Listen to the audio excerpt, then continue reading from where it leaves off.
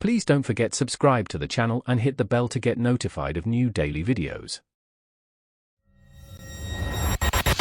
It was my third day at Luminique Scents, a place that sold artisanal candles and ridiculously expensive home decor.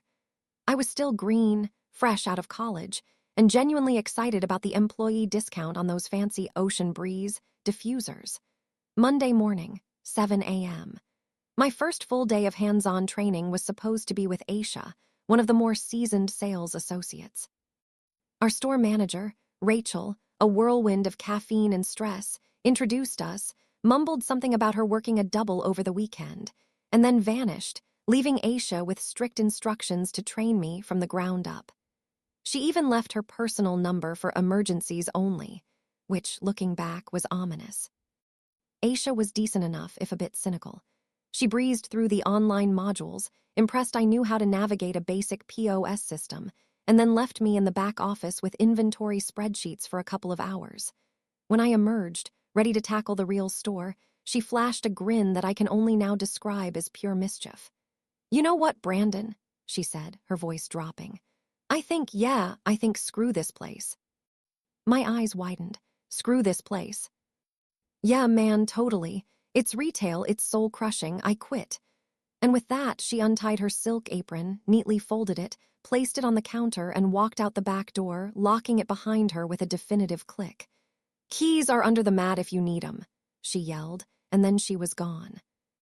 I stood there, alone amongst thousands of dollars worth of hand-poured wax and fragile ceramics, my training incomplete, my brain screaming. I barely knew how to price a custom-engraved hurricane lamp, let alone run a whole store by myself. Panic started to bubble. I fumbled for Rachel's emergency number. It rang for ages. When she finally answered, her voice was thick with sleep. "Wazat?" she slurred. I explained, trying to keep my voice calm. She promised to call our assistant manager, Amos, to come in. Amos never showed. 2 hours later, I called Rachel again. Same deal. Again. And again. By the fourth call, she'd simply taken her phone off the hook. I was stranded. I didn't know how to do a cash reconciliation or arm the alarm or even properly close the register.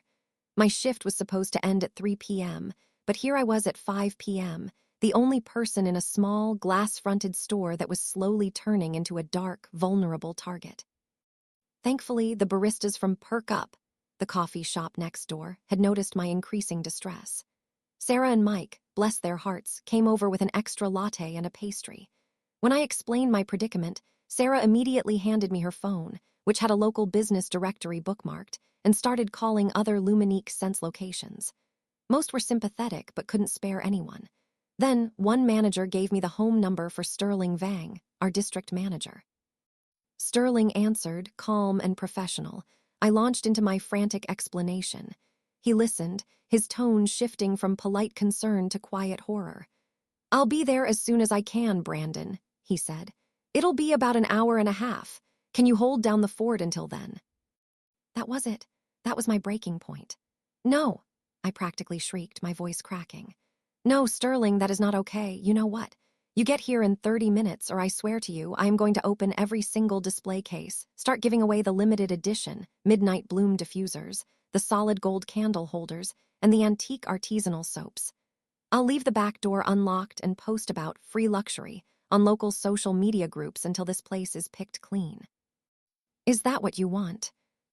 There was a stunned silence on the other end. Then, Sterling's voice, remarkably subdued. "I'll be there in 20 minutes, Brandon." He wasn't kidding. 15 minutes later, Sterling's sleek car screeched to a halt outside. He looked harried but surprisingly very apologetic. He helped me force open the back office door. Aisha had really jammed it tight when she left, so I could properly clock out.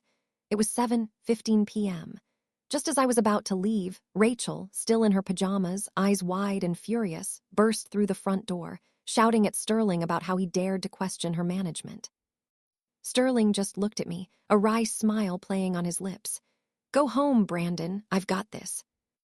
I didn't need to be told twice. As I stepped out into the cool evening air, he called after me, "I really hope this doesn't affect your future with the company." It did. I never went back. Some shifts really stretch your limits. Glad I got out of that one. If you enjoyed this video, please hit the thumbs up button to like it. And please do subscribe to support the channel.